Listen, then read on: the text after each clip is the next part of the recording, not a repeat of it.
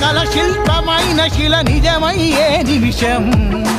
ఎదురు చూసినది ఎదను దాచినది ఎదురయ్యే సమయం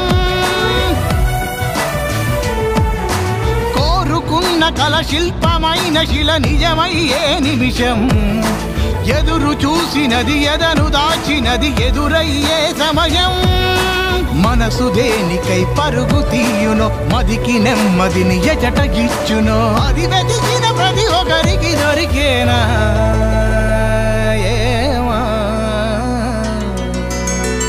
పద్మనాభ పాహి విపపచ్చ గుణవశ